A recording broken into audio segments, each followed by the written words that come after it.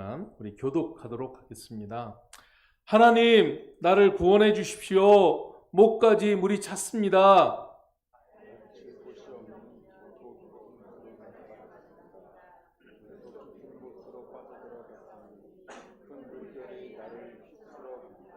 목이 타도록 부르짖다가 이 몸은 지쳤습니다.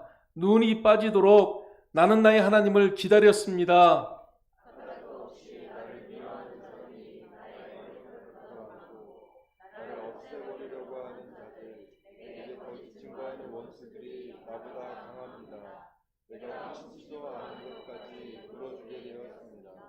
하나님, 주님은 내 어리석음을 잘 알고 계시니 내 죄를 주님 앞에서는 감출 수 없습니다.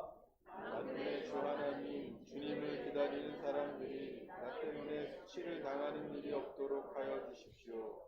이스라엘의 하나님, 주님을 애써 찾는 사람들이 나 때문에 모욕을 당하는 일이 없도록 하여 주십시오. 주님 때문에 내가 욕을 먹고 내 얼굴이 수치로 덮였습니다. 친척에게 따돌림을 당하고 어머니의 자녀들에게 마저 낯선 사람이 되고 말았습니다. 주님의 집에 쏟은 내 열정이 내 안에서 불처럼 타고 있습니다. 그러나 주님을 모욕하는 자들의 모욕이 나에게로 쏟아집니다. 내가 금식하면서 울었으나 그것이 오히려 나에게는 조롱거리가 되었습니다. 내가 베옷을 입고서 슬퍼하였으나 오히려 그들에게는 말거리가 되었습니다. 성문에 앉아있는 자들이 나를 비난하고 술에 취한 자들이 나를 두고서 빈정거리는 노래를 지어 흥얼거립니다. 그러나 주님, 오직 주님께만 기도하오니 하나님, 주님께서 나를 반기시는 그때에 주님의 한결같은 사랑과 주님의 확실한 구원으로 나에게 응답하여 주십시오. 나를 이 수렁에서 끌어내어 주셔서 그 속에 빠져들어가지 않게 하여 주십시오. 나를 미워하는 자들과 깊은 물에서 나를 건져 주십시오. 큰 물결이 나를 덮치지 못하게 해주십시오. 깊은 물이 나를 삼키지 못하게 해주십시오. 큰 구덩이가 입을 벌려 나를 삼키고 그 입을 닫지 못하게 해주십시오. 주님의 사랑은 한결같으시니 나에게 응답해 주십시오. 주님께는 긍휼이 풍성하오니 나에게로 얼굴을 돌려 주십시오. 주님의 종에게 주님의 얼굴을 가리지 말아 주십시오. 나에게 큰 고통이 있으니 어서 내게 응답해 주십시오. 나에게로 빨리 오셔서 나를 구원하여 주시고 나의 원수에게서 나를 건져 주십시오. 주님은 내가 받는 모욕을 잘 알고 계십니다. 내가 받는 수치와 조롱도 잘 알고 계십니다. 나를 괴롭히는 대적자들이 누구인지도 주님은 다 알고 계십니다. 수치심에 갈기갈기 찢겨진 내 마음은 아물 줄을 모릅니다. 동정받기를 원했으나 아무도 없었고 위로받기를 원했으나 아무도 찾지 못했습니다. 아멘. 자리에 앉아주시기 바랍니다. 좋으신 하나님, 오늘도 시편 기자의 이 기록물로 인해서, 이 찬양으로 인해서, 이 기도로 인해서 저희들이 주님 앞에 나아가길 원합니다. 우리에게 주시는 말씀을 잘 알아듣고 주님이 우리에게 주시는 사명의 메시지를 잘 깨달아서 주 앞에 바로 서는 시간 되도록 은혜해 주시길 원합니다. 감사드리며 예수님 이름으로 기도드렸습니다. 아멘. 지난 주간에 뉴스를 들으면서 가장 가슴 아팠던 뉴스가 있었습니다. 전라북도 전주에 있는 한 조만한 펜션, 거기에 어떤 여자가 30대 여자가 어린 딸을 두고 죽었습니다. 근데 죽었는데 왜 죽었나 했더니 그 혼자 아이를 키우다 보니까 돈이 너무 없어가지고 그 돈을 조금 100만 원도 안 되는 돈 몇십만 원을 사채업자한테 꾸었는데 그 사채업자들이 엄청난 괴롭힘, 그리고 그 돈을 받으려고 가진 일들을 자행했기 때문에, 그래서 견디다 못해 다른 사채업자한테 돈을 빌려가지고 갚고, 그러다 보니까 이쪽에서 또 사채업자들이 괴롭혀서 또 사채를 끌어들이고 해가지고 불과 별거 안 되는 기간 동안에 그게 1,000만 원 돈이 되고 자기가 감당할 수 없는 돈이 돼가지고 그래가지고 도저히 이 사람들이 하루에 수백 통씩 그 문자를 날리고 아이가 딸이 다니는 유치원을 찾아가고 또 일가 친척들에게 자꾸 연락을 하고 평생 따라다니면서 가족들 다 죽여버리겠다고 하고 그리고 이 여자분이 죽었는데도 문자를 보내가지고 잘 죽었다 하고 뭐 이런 내용이 이제 뉴스로 나왔습니다. 그걸 보면서 한국 사회가 얼마나 악한가 싶기도 하고 그 여자분이 심적으로 자기 생각 속에서는 도저히 감당하지 못하는 그런 압박과 비난과 조롱 그리고 정말 위협 이런 것들 속에서 도저히 견디지 못해서 그 돈 100만 원도 안 되는 돈 때문에 일이 그렇게 커졌고 또 사람들의 비난 때문에 이제 죽어나가는 그러면서도 자기 사랑하는 딸에게 이거는 기독교적으로 맞진 않지만 죽어서도 다음 생이 있다면 다음 생에서도 사랑한다 사랑한다 내 새끼 사랑한다 이렇게 적고 있답니다. 사람들이 살아가는 삶의 모습에는요 참 억울한 일들이 많은 것 같아요. 그리고 고난도 참 많이 있는 것 같습니다.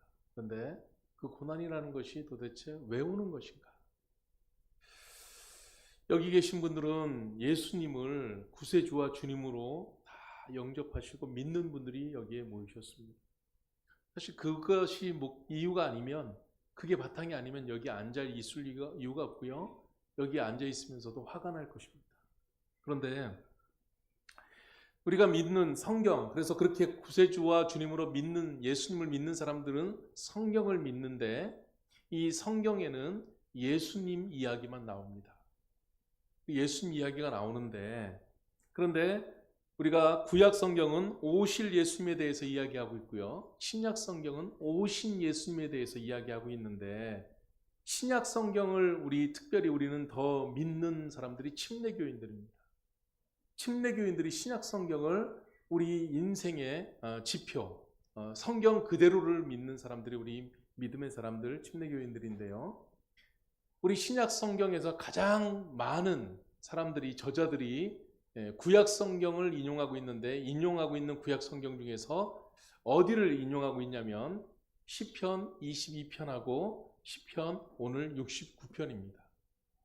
그러니까 신약 성경 속에서 성경을 쓴 저자들은 구약 성경을 많이 암송하고 있는데 그 중에서도 시편 22편 거기는 뭐죠? 예수님이 십자가에 달려 죽으시는 내용이 아주 구체적으로 거기에 나와 있습니다. 그리고 시편 69편입니다. 시편 69편은 처음부터 마지막까지 고난에 대한 이야기가 나오고 있어요.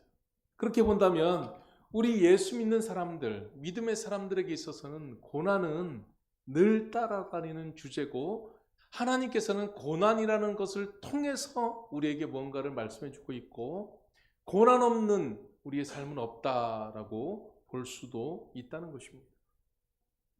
사실 68편은 축제 분위기입니다. 들떠 있어서 막 기뻐 찬양하고 하는 거지만 69편엔 이것도 찬양입니다. 69편은 울음소리가 아니고 이것도 찬양인데 이 찬양은 더욱 진중하고 삶의 고난과 고독 속에서 그것을 다 겪어내고 묵상하면서 묵직한 마음으로 그러면서도 일어서서 버티면서 하나님 앞에 올려드리는 그 찬양이 시편 69편이 되는 것입니다. 그렇기 때문에 우리는 69편을 읽을 때 그냥 대충 이렇게 해서는 안 되고요. 말씀 앞에서. 그래서 항상 우리가 예배할 때 말씀 읽을 때는 말씀 앞에서 일어서잖아요. 그런 것처럼 여러분 말씀 앞에서 경건한 마음을 갖는다는 것, 그것은 이 시편 69편의 말씀이 그만큼 중요하다라는 것입니다. 그래서 여기에서 말하고 있는 내용이 어떤 것인가? 한마디로 말한다면 나는 의롭게 살았는데 왜 고난이 찾아왔다는 거예요. 나는 의롭게 살았다고 바르게 살았고 하나님 쫓아서 살아갔고 정말 믿음으로 그렇게 바르게 살아간다고 애를 썼는데 왜 고난이 찾아왔냐? 그 고난을 나는 어떻게 받아들여야 되냐, 이해를 해야 되느냐라는 그 내용입니다. 사람이 세상을 살아가면서 착하게 사는 거 쉽지 않습니다. 네, 보면 착하게 살려고 다들 애를 쓰죠. 그런데요, 이게 쉽지가 않아요. 왜? 그 상황이, 그래서 어머니, 그 사랑하는 어머니가, 아버지가 나이가 먹고 이제 사리분별이어서 치매가 오고 하면은요, 그 사랑하는 아버지 어머니를 그래도 내가 돌보겠다고 애를 쓰지만 그게요, 한 달 넘기기가 어렵고, 2달 넘기기, 1년 넘기기가 어렵고, 2년 넘기기가 어렵단 말이에요. 사람이 착해도 그 착한 사람들 제가 많이 알거든요. 우리 성도들 가운데 착하거든요. 엄청나게 착한 분들이 달라져요.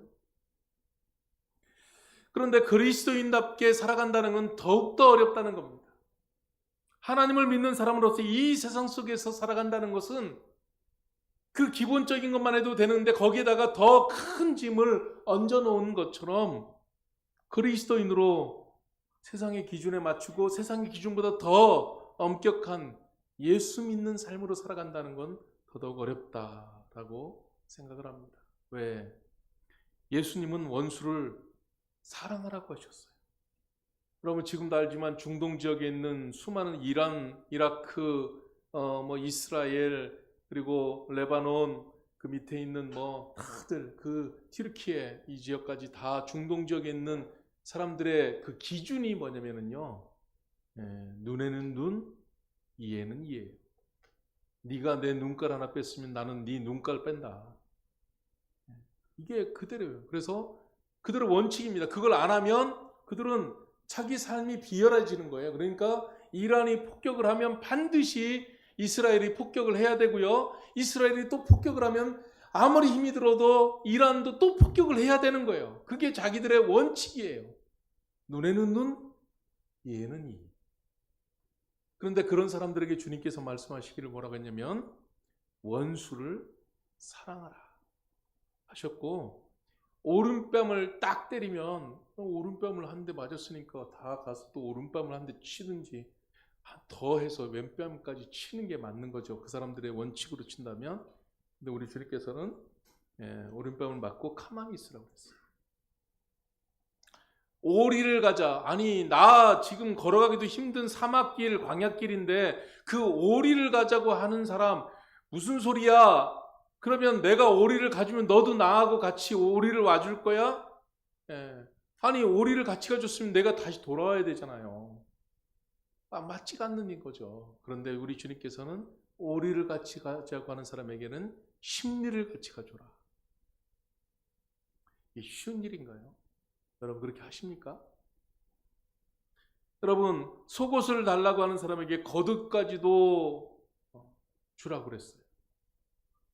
그리스도인으로 살아간다는 것은 바로 그렇게 세상의 기준 속에서 살아가는 게 아니라 세상 속에 살면서 똑같이 살아가는데 우리는 더 큰 수준의, 더 높은 수준의 기준을 가지고 살아가라고 우리에게 말해주고 있습니다. 그런데 세상의 사람들은 또 우리에게 그렇게 알고 있어요. 그래서 니들은 예수 믿잖아. 예수 믿는 니들이 참아야지. 예수 믿는 니들은 잘해야지. 우리는 못해도. 그래서 예수 믿는 사람들에게는요, 당연하게 그런 것들을 요구하고 있습니다. 그래서 예수 믿는 사람들이 사회봉사하는 거, 구제하는 거, 자선사업하는 거, 그건 당연한 일이야. 그런데 세상 사람들이 그렇게 하면은 와, 대단한 일이네. 그렇게 생각을 합니다. 세상에서 그리스도인답게 산다는 것은 정말 쉬운 일이 아니라는 것입니다. 근데 주님은 그런 기준을 제시하셨지만 주님도 살아가실 때는 그런 일을 당하셨습니다. 그런 경험을 하셨어요. 왜? 예수님께서는 가면서 정말 어려운 병자들, 그런 사람들을 데리고 와서 먹여주시기도 하시고 고쳐주기도 하시고 그들을 대우해 주시기도 하셨는데 그럴 때마다 사람들은 저 병자와 또 가난한 사람들과 죄인들과 함께 다닌다고 예수님을 비난했고요. 그리고 그렇게 병을 나은 사람들조차도 자기들이 은혜를 입었으면서도 주님 앞에 와서 감사하다고 그렇게 보답하지 않았다라는 것입니다. 예수님 앞에 서 있는 사람들도 자기들의 이득을 쫓아서 살아갔던 사람들이고 지금도 수많은 사람들이 이득을 쫓아서 살아갑니다.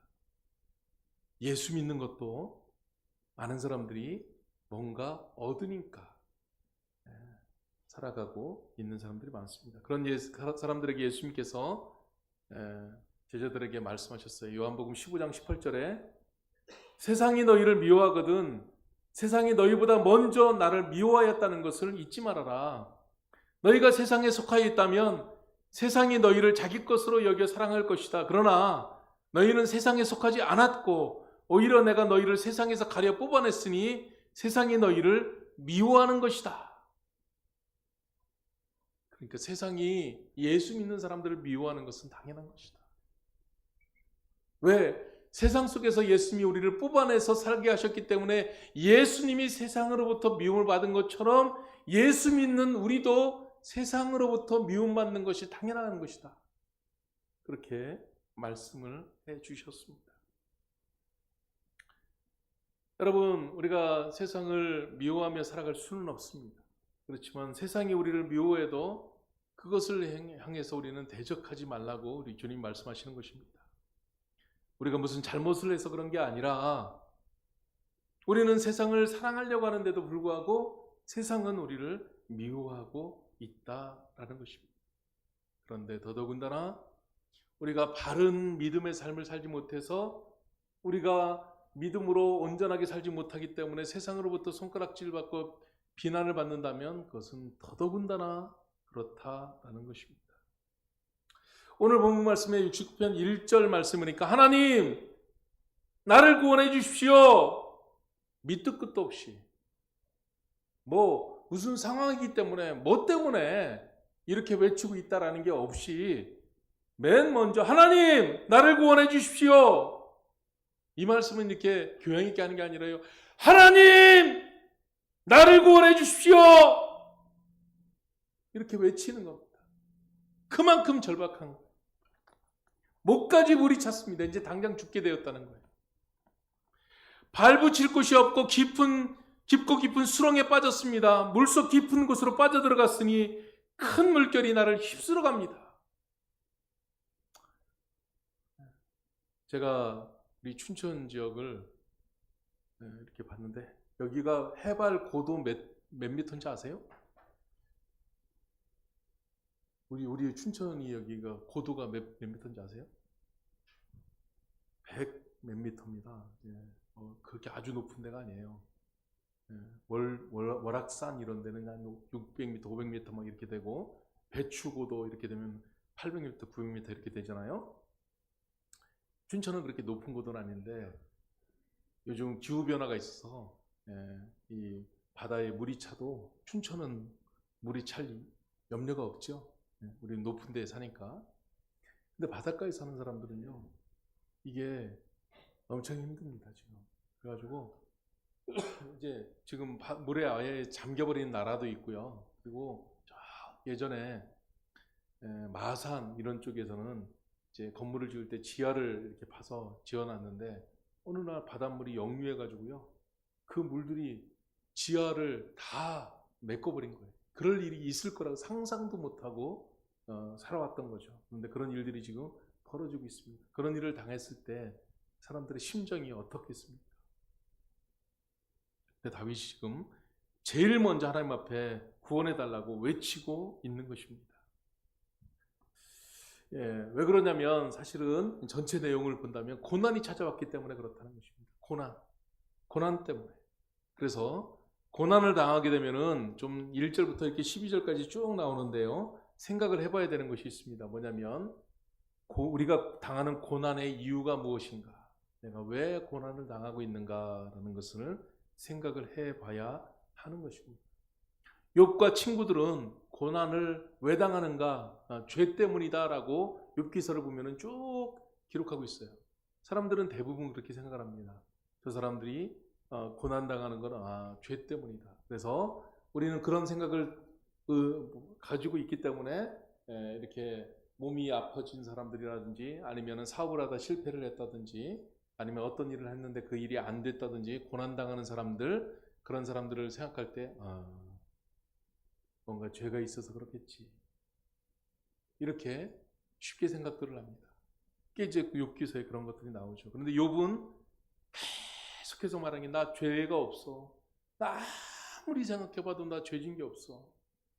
찾아보려고 아무리 노력을 해봐도 나 죄가 없어. 그렇게 말하는 내용들이 바로 욥기서의 내용이 되는 것입니다. 그렇죠. 사실 살아가다 보면은 죄 때문에 고난당하는 경우들이 있습니다. 그런데 오늘 말씀은 죄 때문에 고난당하는 게 아니라는 거예요. 나는 하나님의 뜻대로 살았고, 나는 올바르게 살았고, 나는 바르게 살려고 더 많이 애를 썼고, 더 많이 수고를 했는데 왜 나에게 고난이 찾아왔냐고 기록하고 있는 겁니다. 의롭게 살았는데 왜 나에게 고난이 찾아올까? 나는 예수 믿고 살았는데. 아니, 예수 믿고 살아면은 있는 것도 올 찾아올 고난도 없어지게 하고 하나님이 다 막아주고 정말 올바른 일들을 하게 해주셔야 되는데 왜 예수 믿는데 고난이 찾아올까요?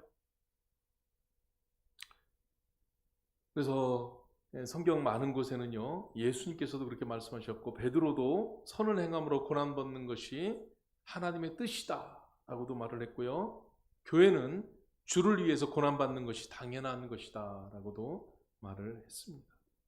근데 우리가 고난을 당하며 살아갈 때 그 이유를 분명히 알아야 하는 것입니다. 우리가 예수 믿고 살아가는데, 세상 속에 살아가는데 아무런 거침돌이 없이, 고난 자체가 없이 그렇게 살아가고 있다면 세상 속에 푹 담가져서 세상 법대로 살아가고 있다라고 생각하시면 될 것입니다. 세상이 세상이 우리를 자기 편이라고 생각하고 있다면 그건 우리는 예수님 편이 아니라 세상 편이 되는 겁니다. 그래서 예수 믿는다고 말할 수 있는 것이 부끄러운 것입니다. 예수 믿는 우리는 때때로 고난이 찾아오게 되는 것입니다. 그래서 어떨 때는 죄 때문에 찾아올 때가 있죠. 물론 있습니다만 하나님의 의 때문에, 하나님 믿는 의 때문에 우리에게 고난이 찾아올 때도 있어야 되는 것이고, 우리 예수 믿는 사람들은 나의 죄 때문에 찾아오는 고난, 이것보다는 예수 그리스도를 믿는 의 때문에, 하나님의 의 때문에 나에게 찾아오는 고난이 더 많아져야 더 예수 믿는 사람답게 살고 있다라고 볼 수가 있는 것입니다. 하나님의 뜻에 순종하기 때문에 고난당하는 것이 있다면 그것은 정상적으로 하나님의 뜻에 따라, 진리에 따라 살아가고 있다라고 볼 수가 있다는 것입니다. 그래서 이 고난당할 때 두 번째로 우리가 생각할 이유를 원인 생각해 봐야 되고요, 두 번째는 예수님을 생각해 봐야 하는 것입니다. 예수님을 기억해야 하는 겁니다. 자, 의가 고난으로 찾아오는 것, 이 다윗이 지금 그것 때문에 소리 지르고 탄식하고 외치고 있는데요, 이런 일들을 경험하신 분이 바로 누구냐면 예수님이십니다. 요한복음 16장 33절에 내가 이것을 너에게 말하는 것은 너희가 내 안에서 평화를 얻게 하려는 것이다. 너희는 세상에서 환난을 당할 것이다. 그러나 용기를 내어라. 내가 세상을 이겼다. 우리 주님께서 그렇게 말씀하셨습니다. 너희가 세상을 살아가면서 환난을 당할 것이지만은 용기를 내라. 내가 세상을 이겼다라는 것입니다. 여러분, 고난당하면 기운 빠지죠. 고난당하면 의기소침해지고 힘이 들죠.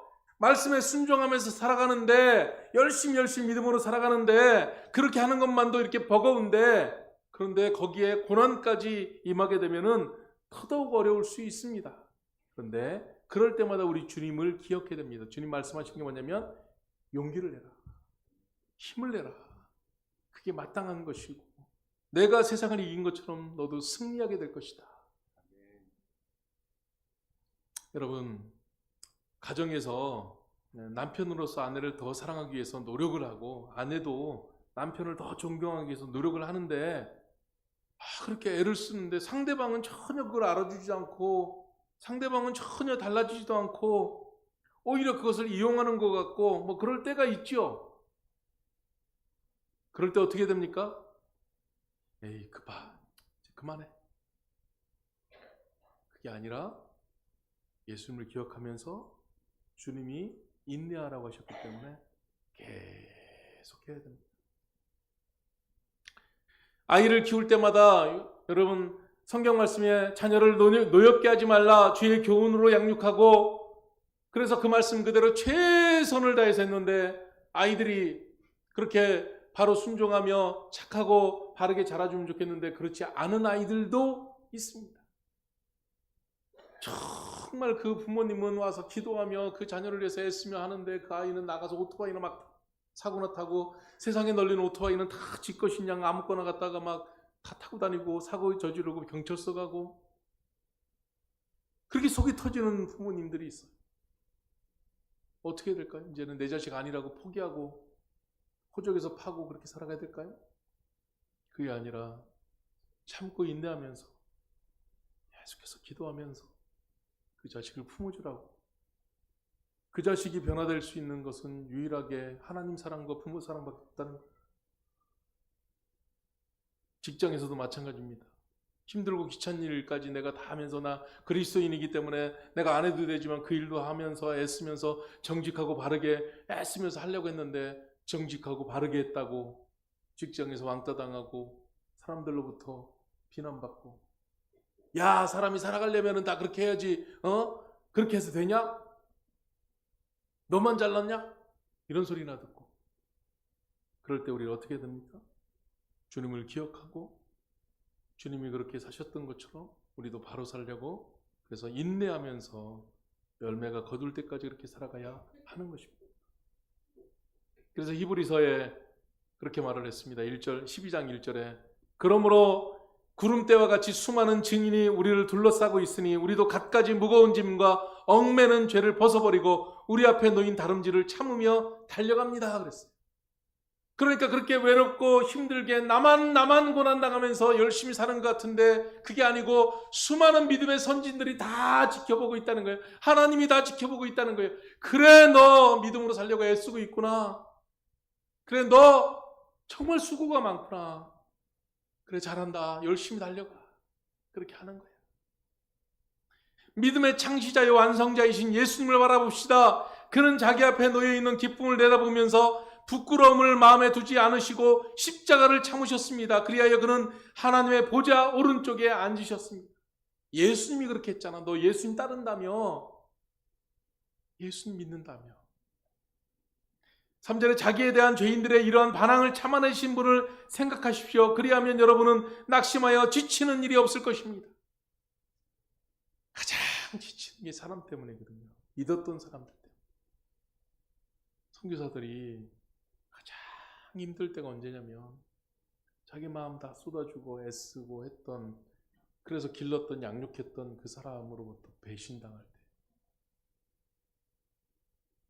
다 때려치고 그만두고 싶다는 거예요. 아무것도 하고 싶지 않다는 거예요. 다시 일어나서 그 사람을 마주대하고 싶지도 않고 사랑하고 싶지도 않고 말 섞고 싶지도 않고, 근데 주님은 가서 또 다시 품으라. 그런 사람을 갖다, 그런 사람이 가서 또 이제 그게 넘어지잖아요. 바로 그러면 가서 품어야 되잖아요. 싫다는 거죠. 하고 싶지 않다는 거죠. 주님으로부터 하라는 거죠. 의가 고난으로 찾아올 때 주님을 생각하고 이 세상에 보이는 것이 전부가 아니라는 거, 하나님께서 나를 지켜보고 있고 믿음의 선진들이 다 응원하고 있다는 것을 알고 믿음의 그 길을 계속 걸어야 한다는 게 바로 우리 주님이 우리에게 주시는 메시지다라는 것입니다. 그것이 바로 우리 시편 69편에 다윗이 지금 자기 상황 가운데서 외치면서 하는 메시지가 바로 그것이라는 겁니다. 그래서 자기를 구원해 주신 하나님을 목이 터지도록 부르고 있는 것입니다. 세상 말로 눈 빠지도록 그렇게 하나님을 기다렸습니다. 언제 오시나? 언제 오시나? 눈 빠지도록.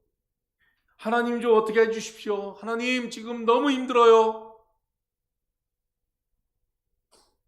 여기에 나오는 모든 이 일들이 지금 사실은요, 다윗이 육체적으로 어디가 아프거나 누군가 와서 막 괴롭히고 그런 게 아니라 관계 때문에 그렇습니다.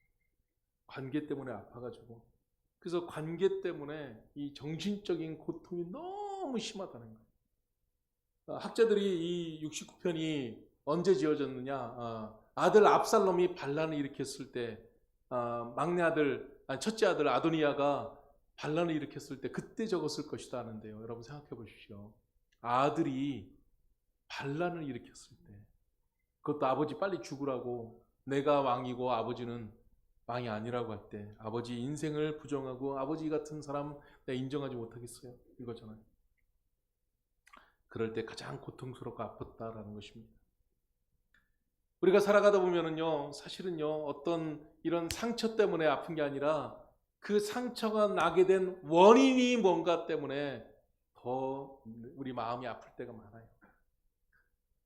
항상 생각할 때 지금 당한 힘든 상황보다는 그 상황이 있게 된 원인이 더 마음 아프게 될 때가 있다는 것입니다.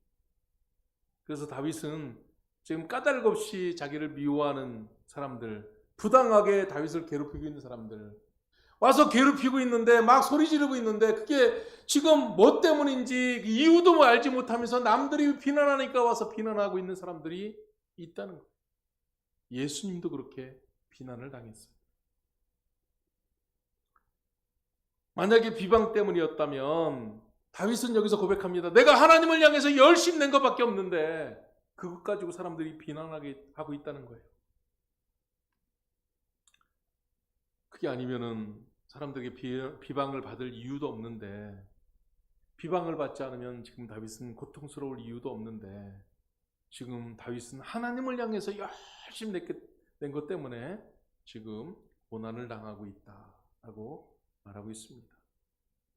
여러분, 이렇게 고난이 찾아오면 사람들은 피하고 싶죠. 이 고난을 피하고 싶은 게 당연한 거예요. 여기도 보니까 다윗이 이렇게 소리 치르는 게 왜 치르겠어요? 고난 안 당하고 싶다는 거예요. 하나님 빨리 도와주세요. 아니에요. 그래서 사람들이 고난을 안 당하고 싶을 때 피하고 싶은 방법이 있습니다. 첫 번째는 뭐냐면 세상을 떠나면 됩니다. 죽으라는 말이 아니고 자연인들이 다 그렇게 말하더라고요. 그러니까 그 산 속에 다 숨어 들어가더라고, 이 사람들이. 세상에 살면서 사람들이 막 이러고 저러고 막 아웅다웅하고 속이고 뭐 어떻게 하는 게 싫어가지고 자기는 그것 때문에 떠나서 저 산 속에, 그 요즘 한국 사람들, 한국 남자들 50대, 40대 이런 사람들이 나는 자연인이다 이거를 그렇게 많이 본다잖아요. 자기도 떠나고 싶은 관계 다 단절하고 홀로 그냥 떠나서. 근데 그게 옳은 것은 아니라는 것이죠. 그게 옳은 것은 아니에요. 우리 주님은 우리를 세상 속에서 살아가라고 그랬어요. 아멘? 상황을 떠나서 혼자 도망가라고 하지 않으시고 거기서 믿음의 이 십자가를 지고 자기 짐을 지고 살아가라고 하셨지, 세상을 피해 도망가라고 하지 않았어요. 다른 방법이 있는데 또 하나가 있는 건 뭐냐면요, 그냥 세상 사람들처럼 똑같이 살아가는 거예요. 누가 나 비난하면은 가서 들이받고 더 비난해버리고, 누가 나 뭐라고 하면 가서 멱살 잡고 너 왜 뭐라고 해? 따지고, 그러면 되는 거예요. 똑같이 해버리는 거죠. 근데 우리 주님께서는 우리에게 그렇게 하라고도 하지 않으셨습니다. 우리가 믿음을 가지고 살아갈 때 우리는요, 우리 교회 성도들은 우리는 주님이 우리에게 제시하신 그 길을 걸어가야 됩니다. 그래서 우리는 그 길을 걸어가야 하는 것입니다. 그런데 우리 주님은 교회를 세우셔서 교회 안에 성도들을 모으시고 여기서 살아가고 가셨는데, 이 교회를 훅 떠가지고 천국으로 확 데리고 가지 않으시고 교회를 세상에다가 탁 내어놓으셨어요. 우리가 교회된 우리들은 이 세상 속에서 살아가야 한다라는 것입니다. 이 세상에서 있으면서 선한 영향력을 끼치면서 살아가라고 우리에게 말씀해주고 있습니다. 그 말씀을 이제 사도 바울은 더 구체적으로 표현을 해가지고 디모데에게 뭐라고까지 말을 하냐면 고난을 받으라, 디모데후서. 아니, 할 말이 따로 있지 고난 받으라 이렇게 말하면 그게 좋은 말이에요? 아니, 제가 여러분들에게 고난 받으십시오, 아니 여러분들이 믿음이 있으니까 믿음으로 그걸 받아들이니까 좋은 말이라고 하겠지만, 사실 고난 받으십시오 말하면은요, 이것처럼 정말 욕스러운 말이 어디 있어요. 근데 바울은 디모데에게 고난을 받으라. 나와 함께 고난을 받으라. 복음을 위해서 고난을 받으라. 그렇게 말하고 있다는 것입니다. 왜 그러냐면 복음을 위해 살고 복음 때문에 살다 보면 자연스럽게 그 복음 안에서 고난이라는 것이 찾아올 수밖에 없다는 것입니다. 복음을 위해 살다 보면은 고난까지도 이겨내면서 살아가야 된다라고 말하고 있는 것입니다. 예수님께서도 고난받고 싶지 않으셨어요. 알잖아요. 겟세마네 동산에서 마지막 날에 우리 주님께서 제자들과 같이 가셔갖고 감람산 그 겟세마네 동산 거기 가가지고 야 나를 위해서 좀 기도해줘라. 내가 좀 되게 힘들어. 그러면서 주님께서 가서 기도하시는데 땀방울이 핏방울이 되도록 간절히 기도했는데 와보니까 제자들은 자고 있어요. 근데 주님께서 아이고 실망해가지고 또 가서 기도하시는데 땀방울이 핏방울이 되도록 또 기도하시는데 하나님 앞에 기도한 제목이 뭐예요? 아버지 저 너무 이거 힘들어요. 내일 당할 일 생각하니까 너무 힘들어요. 할 수만 있으시면 이 고난의 잔을 내게서 좀 없애주세요. 그렇지만 내가 받아야 될 고난의 잔이라도 제가 받겠습니다. 주님은 기도 자리에서 그 기도하지 않으셨어요. 주님도 고난 피하고 싶으셨어요. 고난 안 받고 싶으셨다는 거예요. 근데 그 고통스러운 고난이 감당해야 될 일이라면 그것을 받겠다고 주님 말씀하셨다. 사도 바울은 다윗은 지금 69편 사실은요 여기 핵심적인 말씀이 13절 말씀입니다. 이 13절 말씀을 같이 한번 다 같이 읽어보겠습니다. 자 시작. 그러나 주님 오직 주님께만 기도하오니 하나님 주님께서 나를 반기시는 그때에 주님의 한결같은 사랑과 주님의 확실한 구원으로 나에게 응답하여 주십시오. 그랬습니다. 자, 결국 고난은 우리 믿는 사람들에게 꼭 필요한 일인데 고난은 반드시 따라오게 됐다는 건데 그 고난을 통해서 고난을 만들어가지고 우리에게 어디 자리로 인도하시냐면 기도하는 자리로 만들어 간다는 거예요. 기도하는 자리로 인도해 간다는 거예요. 여러분 기도한다는 것은 쉽지가 않습니다. 기도가 안 나와요. 기도가 안 나온다는 것은 아직도 다루어지고 있다는 거예요. 그래서 그 고난이 더 깊어지고 그 고난이 더 힘들어지면은 그때 가서 헐떡거리면서 여기 1절만 하나님 나를 좀 구원해 주세요 한 다음에 그때부터 기도한다는 거예요. 그게 진짜 기도라는 거예요.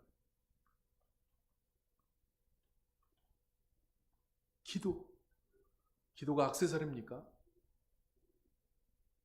기도는 이럴 때 할 수 있는 거예요. 고난을 통과하면서. 지금 다윗은 하나님 앞에 기도를 하는데 여기 말씀을 가만히 잘 보십시오. 뭐라고 하냐면요. 주님께서 나를 반기시는 그때에 라고 말하고 있어요. 자 중간 걸 떼면은요. 하나님 기도하오니 주님께만 기도하오니 마지막에 나에게 응답하여 주십시오. 그랬잖아요. 기도하면 응답이 따를 줄 알아야 되죠. 기도는 왜 하는 겁니까? 응답 달라고 하는 거 아니에요. 그런데 그 응답이요 가만히 보니까는 주님께서 나를 반기시는 그때에 이걸 보니까 안 반길 때도 있다는 거 아니에요. 안 반길 때도 있다는 거 아니에요. 맞아요. 믿음 생활하면요 우리는 어린아이처럼 하나님 내가 기도만 하면 하나님께서 그러면서 바로바로 우리가 애기입니까? 어린아기 때는요 울기만 하면은요 가서요 탁 하지만은 기저귀 갈아주고 하지만은 나중에 자라면은 이제 아이가 커지고 이제는 좀 사회생활도 해야 될 때 되면요 부모님이 그거 알아도요 속은 타지만 그거 어떻게 쥐가 감당해야 되는데 쥐가 이겨내야 되는데 쥐가 일어서야 되는데 가만두시는 거예요. 그래서 반기시는 그때라는 것은요 하나님께서 기도하고 있어도 그 기도에 즉각적으로 응답하지 않으시고 어느 때 반기시는 그때는 응답이 된 때라는 거예요. 그러니까 우리가 기도해도 응답이 더디 올 때가 있어요. 주님께서 더디 하신다는 것은 응답을 더디 하신다는 것은 하나님의 때가 아직 임하지 않아서 정확한 그때가 올 때까지 하나님께서 응답하지 않으신다는 거죠. 다시 말한다면은 지금 다윗은 응답이 안 되고 있어도 이미 오래전부터 하나님 앞에 계속 기도하고 있었다는 거예요. 계속 기도하고 있는데 그 기도가 어느 때인가 하나님께서 반기시는 그때에는 딱 이루어지는 그때가 있다는 거예요. 그러니까 계속해서 기도해야 돼요.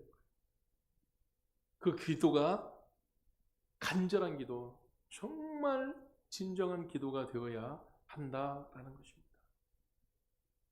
그래서 그 기도를 할 때에 그러면은 기도가 응답이 바로 안 되니까 에이 그만둬, 그게 아니라는 거죠. 하나님을 알기 때문에 계속 기도하는 거예요. 하나님을 어떤 하나님을 아느냐? 하나님은 나에게 은혜를 베푸시는 하나님인 것을 내가 알아요.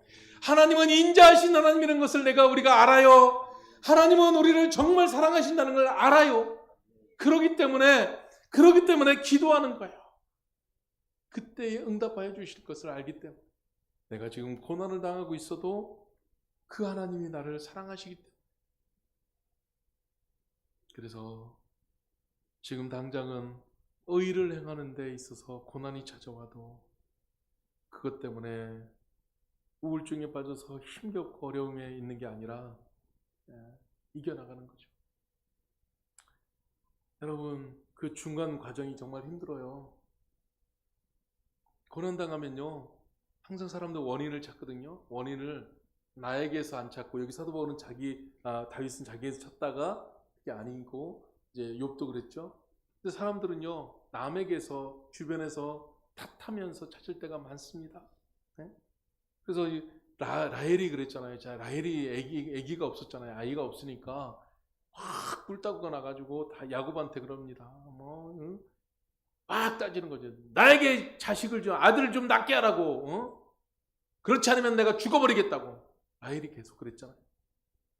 그랬더니 야곱도 답답하잖아요.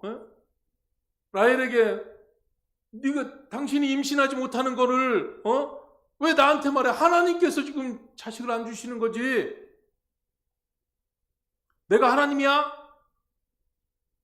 사람은요, 이렇게 되면은요, 서로 불화만 있는 거예요. 사실 입장 바꿔보면은 참 인생들이 다 불쌍한 건데, 그 불쌍한 인생 보고 네 탓이야, 너 때문이야, 다 그렇게 여기는 경우들이 많다는 거죠. 비난의 화살을 하나님 앞에 돌릴 때도 있습니다. 그래서 이스라엘 백성들이 광야 땅에서 그랬죠. 하나님을 향해서 비난의 화살. 우리가 욥기서를 보면은요, 사실은 욥의 아내가요, 그렇게 했겠습니까? 부잣집 마님이. 그런데 세상 편하게 부잣집 마님으로 걱정 없이 고난 없이 살다가 그랬는데 갑자기 엄청난 거, 자식들이 다 죽어버리고 재산도 다 날라가 버리고 막 엄청난 이 육신의 고난이 찾아오게 되니까 이 욥의 부인이 이제는 그것을 비난을 하나님 앞에 돌리는 거 아닙니까? 그래가지고 자기 남편에게 돌리고 하다가 그러면서 남편한테 죽어버리라는 거죠. 자, 여러분, 우리가 이제 마무리 짓겠습니다. 고난이 찾아올 수 있습니다. 믿음으로 열심히 사셔도, 애쓰면서 믿음 가운데 하나님의 뜻대로 살아도 고난이 찾아올 수 있는데, 정말 중요한 거는 하나님께서 여기 반기시는 그때, 하나님의 응답하시는 그때가 안 와도 지금 기도해야 된다는 것입니다. 지금 기도해야 되는 것이 중요한 것입니다. 여러분들 진짜 사명감 가지고 기도하십시오. 그 다음에 정말 중요한 것은 뭐냐면은, 그런 과정 중에 내가 이 어려운 환경 가운데 삼켜지지 않도록, 여기 보면 물에 빠져, 수렁에 빠져 물이 턱에 찼다는 거 아니에요. 그래서 세상 사람들이 살다 보면요, 그냥 거기에 매몰돼 버리고, 에이 될 대로 되라, 그렇게 뭐 도망가 버리지 뭐, 그만둬 버리지 뭐, 이런 말들이 수없이 나옵니다. 여러분, 믿음 생활하면서도요, 도망가 버리고 싶은 사람들 얼마나 많습니까? 에이 나 교회 그만 나올래, 그런 말 안 나와요, 여러분? 아, 나 그만둘래, 그런 생각 안 들어요? 여러분, 근데 그런 데에 삼켜지지 않도록 인내를 해야 돼요. 그리고 힘을 내야 된다라는 것입니다. 그리고 정말 중요한 것은 그 고난의 과정을 통해서 넘어가서 하나님 앞에 더 가까이 가야 되는 것입니다. 그것이 우리에게 주시는 하나님의 역사라는 것입니다. 네.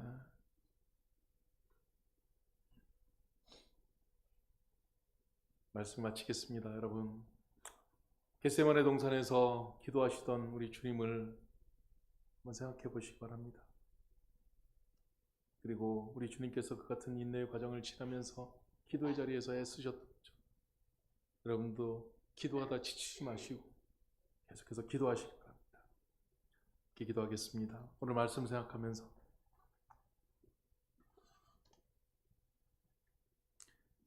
여러분 가운데 극한 고난 가운데 계신 우리 성도님들이 계실 겁니다. 아주 힘들어서 나한테 왜 이렇게 힘든 일들이 주어졌을까? 근데 고난은요, 지금 당하는 고난이 가장 아프고 가장 힘들고 가장 어렵다고 합니다. 근데 오늘 성경 말씀에 그 고난 가운데 기도하라고 주님 말씀하셨는데 사실 고난 가운데 기도한다는 것은 더 어렵습니다. 근데 기도해야 된다고 합니다. 요즘 여러분들의 마음속에 있는 고통이 무엇입니까? 마음속에 있는 고난이 무엇입니까? 마음속에 있는 힘겨운 일들이 무엇입니까? 그것은 여러분에게 기도의 자리로 안내하는 그런 메시지입니다. 그래서 기도해야 되는 것입니다. 하나님, 저에게 기도하는 마음 주십시오. 기도의 절규가 있기를 원합니다. 겟세마네 동산에서 주님처럼 기도하는 것처럼 저도 기도하기를 원합니다. 우리 같이 기도하겠습니다. 사랑이 많으신 아버지,